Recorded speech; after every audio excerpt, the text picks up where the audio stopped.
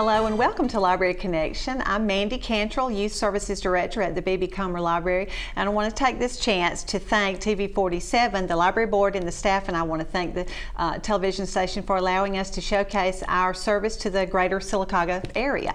Today joining me is Tracy Thomas. Very excited you're here, Tracy. Thank you. Tracy, of course, is a good friend of ours at the library, has worked with us, and will be coming back. Thank the end you. of this summer. We're very excited. We'll talk some about that in a little while. But Tracy's here to tell us a little bit about her story and about the RCDP conference coming up in July. Yes. So Tracy, I'll let you go ahead and start. Tell us kind of your story, how you got involved in all of this. Well, in 2007, our son Jackson was born, and we didn't know he was sick, and we found out immediately within 2 hours that he had a rare disorder called rhizomelic chondrodysplasia punctata. And we didn't know anything about that, and most people can't pronounce it, Right. and so they call it RCDP for short. And we did find out that very first day that he was born that there was actually another child born in the state of Alabama just 5 weeks before him that had it, and they were the only 2 children ever born at St. Vincent's with that disorder. Oh, that's amazing. So we were lucky enough to get to meet that family within just a few weeks of bringing him home.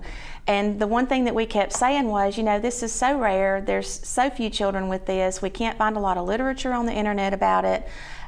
So the other child that was born, his name was Ian Ellis, and his mom's name was Mary. And so Mary and I decided to do a little research, and we found this doctor in Canada, and her name was Dr. Nancy Braverman, and she was the doctor that had written every research paper that we could find about RCDP. Mm-hmm. And so we just kind of joked one day, and we said, you know, wouldn't it be nice if we could contact her and she would be willing to come to Alabama and, you know, see our boys? Maybe we could just bring our boys to Canada to see her. And so Mary emailed her and asked her if we could bring our boys to Canada to see her, and she said, oh, if there's 2 children in Alabama with that, she said, I will absolutely come to Alabama and see them. So that's how it started. We planned a little weekend with her. We had it at St. Vincent's, and the hospital was so good to us, and she brought 2 other researchers with her. But as we were planning her trip to come to Alabama, we contacted 3 other families that we found on the internet that had children with this disorder, and they were from Ohio, Tennessee, and South Carolina. So this is very rare. It's very rare. There's less than 50 in the United States. Oh my goodness. Okay. And there's less than 100 in the world, but there's less than 50 in the United States. And so we told the families, you know, Dr. Braverman's going to be coming down to Alabama, and they all said, we would love to come and let her see our children as well. So we planned a little weekend at St. Vincent's, and when they came, my husband was talking with her at breakfast one morning, and he said, you know, so how many of these children have you physically been able to touch, you know, to see, to research? And she said, well, I've been researching it since 1993, and I have physically put my hands on 4 children with it. Oh my goodness. So they put our kids' x-rays up on the screen. They told us things that we were not doing right. The way that we were feeding them was not right. The way we were holding them was not right, because their joints were born dislocated with natural dislocations. And so when the weekend was over with, we just realized that something really special had happened, because 2 of those families had 2 children each with it. So there were 7 children there that weekend for her to examine.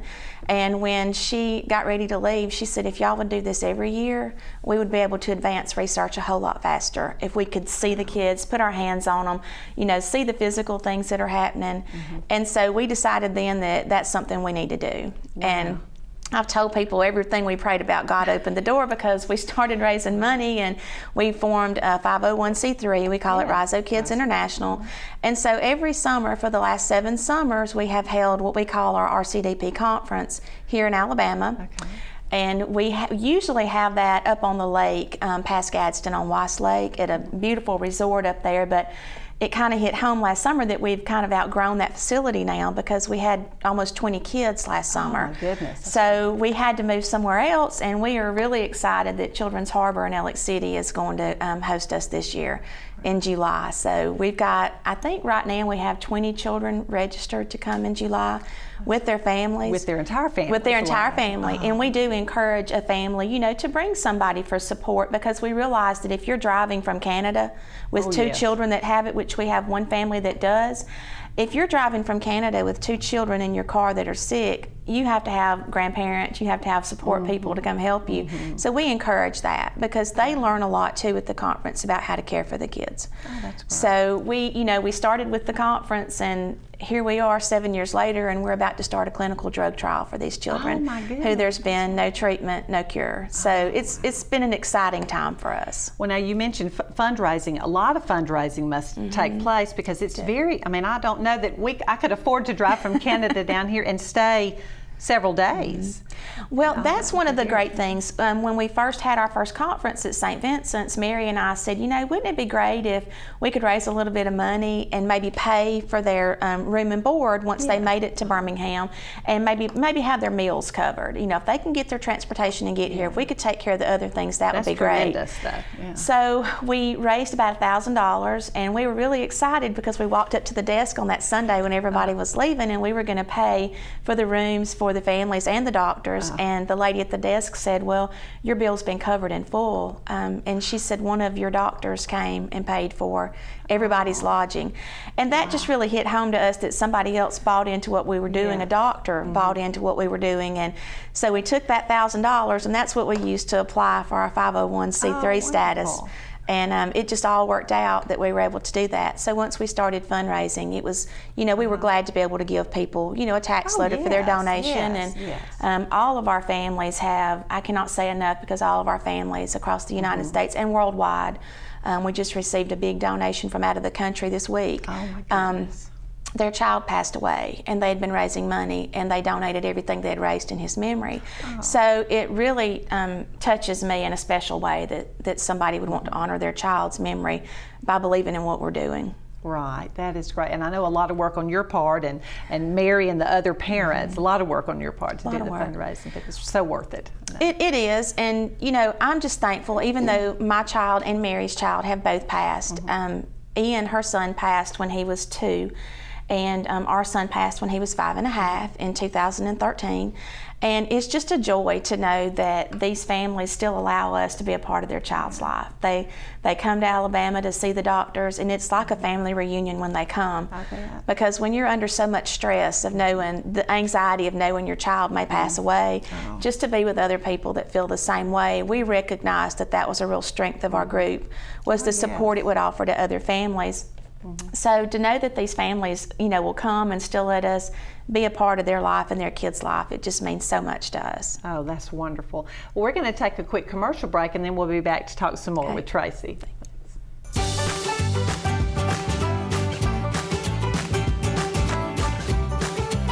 Hey Birmingham, it's your favorite girlfriend, Ebony Steele, back in my hometown. My show, Coffee with America, is now on WOIL TV 47 4 days a week. Catch me and Sasha Rianda Monday, Wednesday, and Fridays at 8 a.m.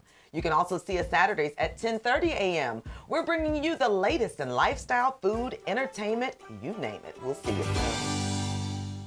Recycling, it's nothing new, but how many of us actually do it? What's the point? Every time you toss out something that could be recycled, you're throwing away money. Recyclables are valuable, and when items like these are recycled, they are sold to businesses and made into new products. Alabama's recycling industry employs thousands of people, and more recycling equals more jobs, which equals more money put back in your local economy.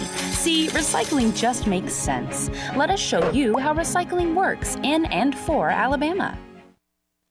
Hey Sylacauga, I'm Dr. Gina, and I want you to join me live every weeknight, Monday through Friday, right here on Channel 47 on the world's first social television show. And it's going to be all about you, whether it's presidential politics or Deflategate. If it's trending, we're going to be talking about it. I want you to join me live every Monday through Friday on Channel 47. Don't miss it. America Trends with Dr. Gina, Monday through Friday at 9 p.m. right here on Channel 47. See you then.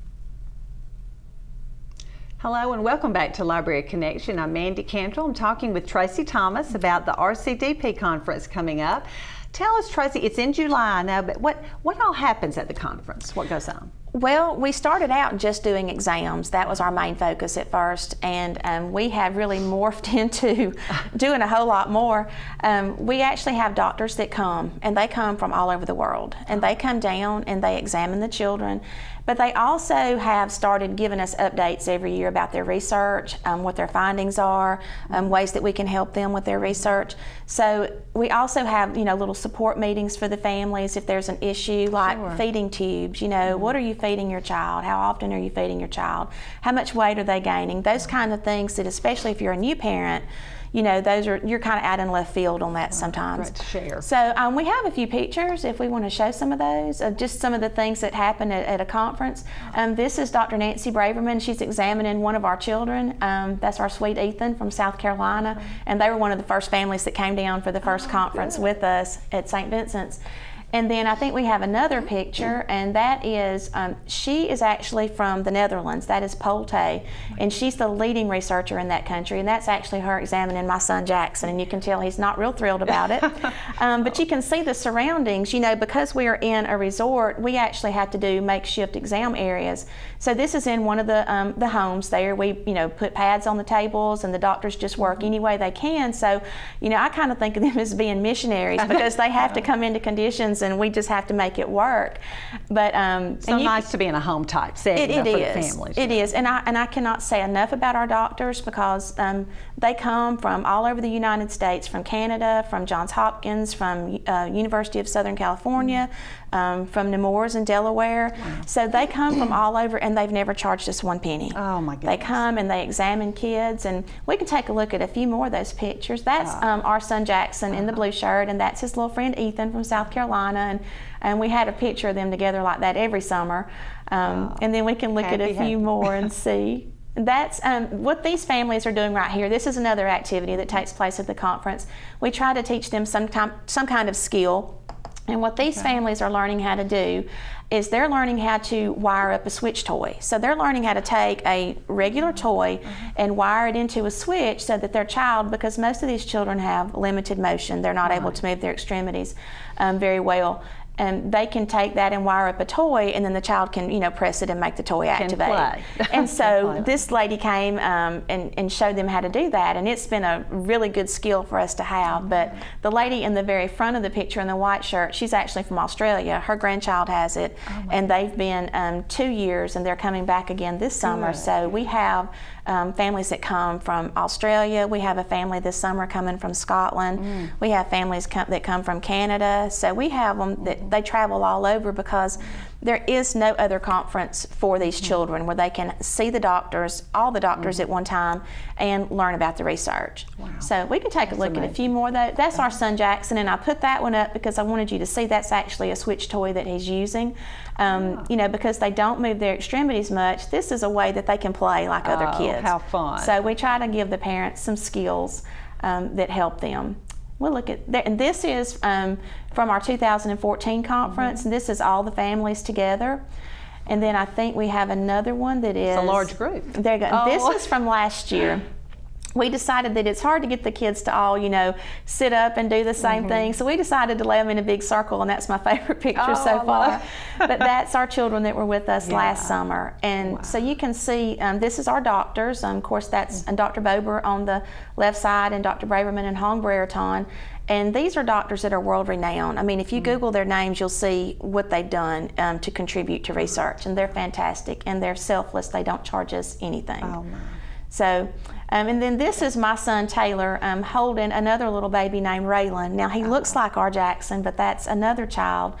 And this is one of the things that I love so much about our conference is that the healthy siblings, like my son, they get to love the other children as well. And so his brother has passed away, but he still gets to love these other kids, and that just means a lot to us. It's just one big family. One big family. It seems like. That's great. This picture, that's our Jackson in the green, and that's Ian in the white. So, you know, both of our boys have passed away now, but they left a big mark, I think. Started the whole thing. On the world for research. They did. Wow.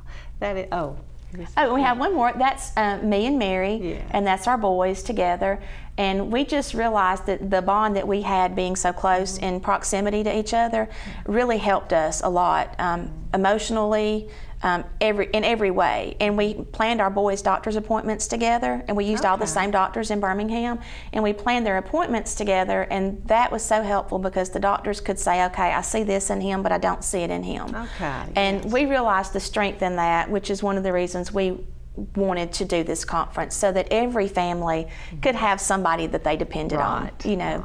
And then that's our last family Christmas picture. And I just wanted to show that, you know, Jackson never did get very big. These children, it's a form of dwarfism.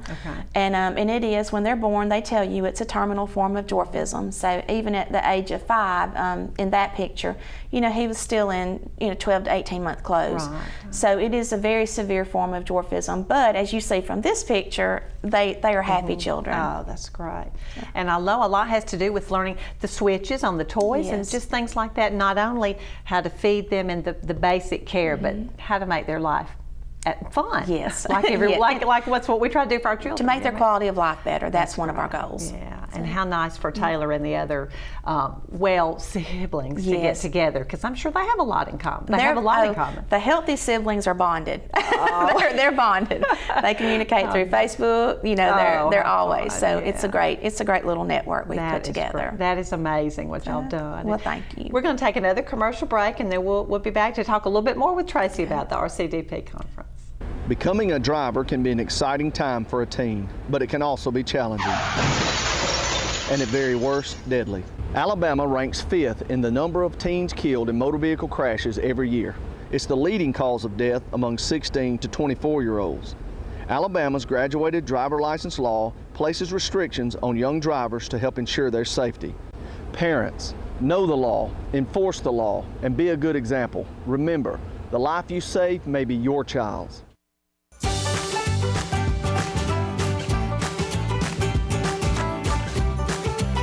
Hey Birmingham, it's your favorite girlfriend, Ebony Steele, back in my hometown. My show, Coffee with America, is now on WOIL TV 47 4 days a week. Catch me and Sasha Rianda Monday, Wednesday, and Fridays at 8 a.m.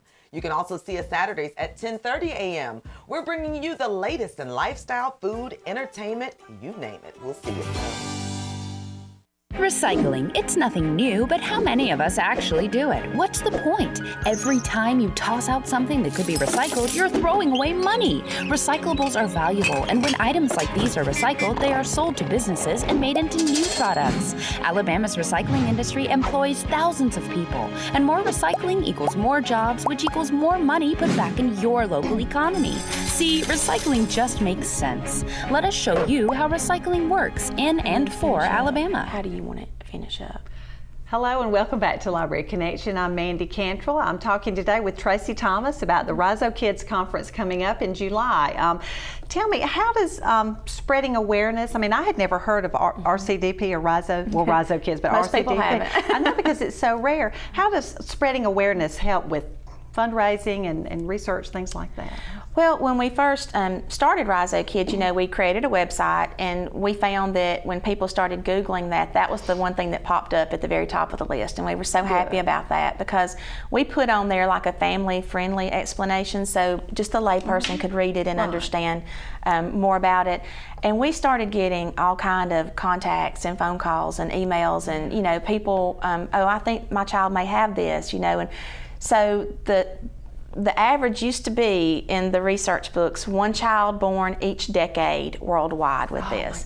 Well, once we set up the website and people started contacting us, we knew that number is a lot higher than that. I mean, not a lot higher, but definitely higher, because we've had about, I think, maybe 4 new children born and identified this year alone. So we know that number is higher than 1 a decade. So we just think that, you know, setting up the website, trying to put out information that what our families have discovered, this works, this doesn't work. You know, we set up a Facebook page where our families and caregivers can go on there and ask questions, and we think that has helped tremendously, because we do know that it's being identified more now. That's great.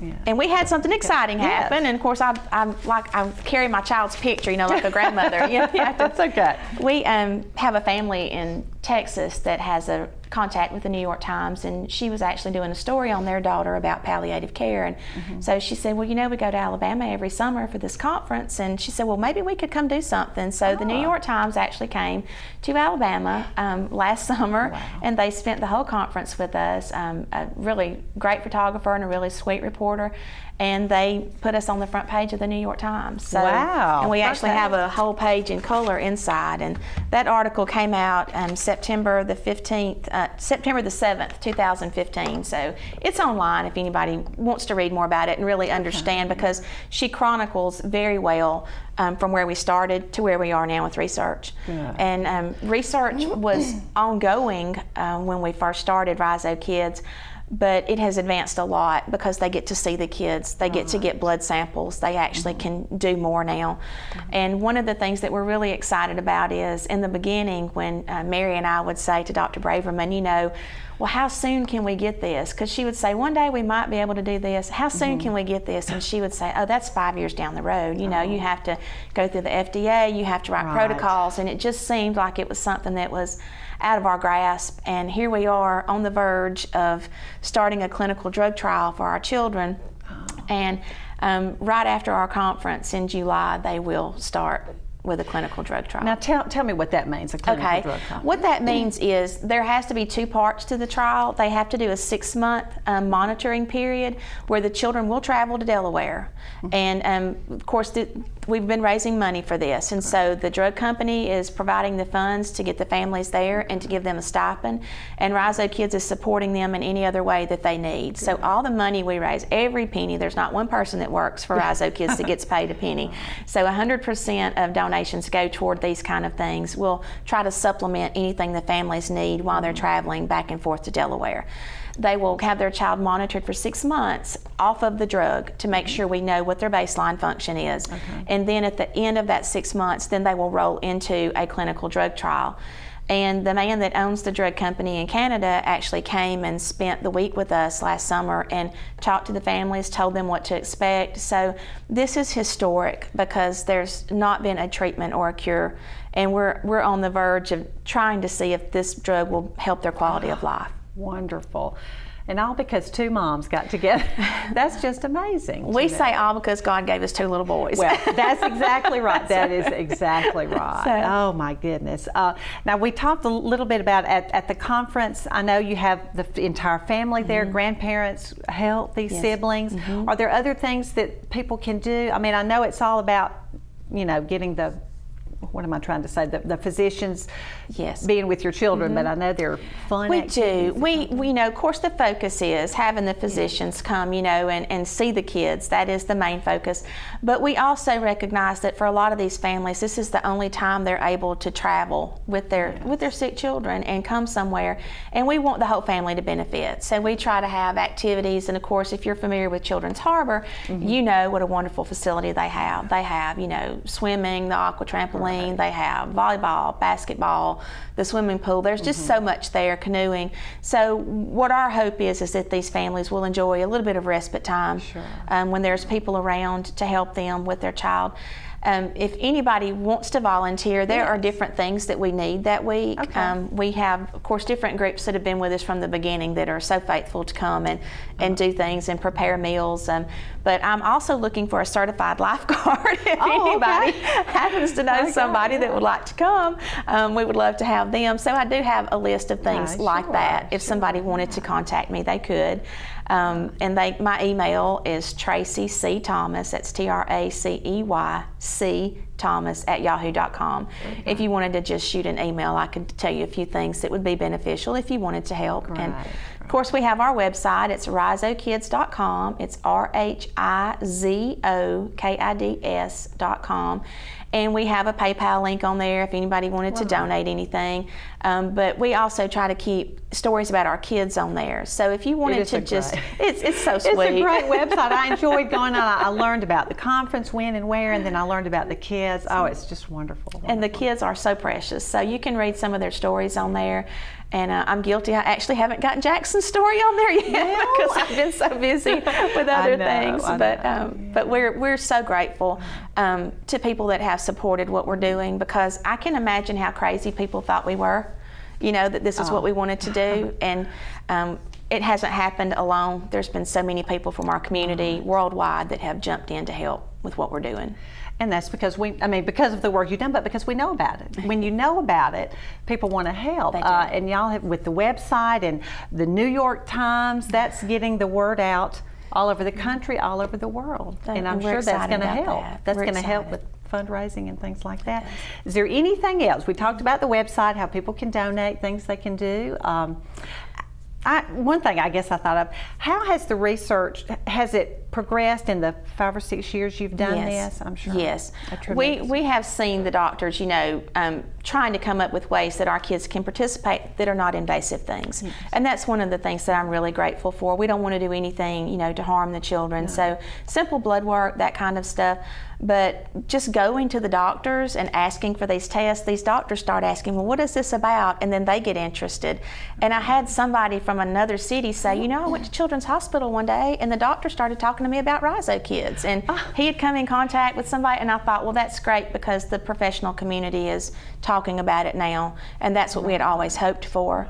But, there are things we've done. You have to keep a database of the children that have it, and that had never been done before.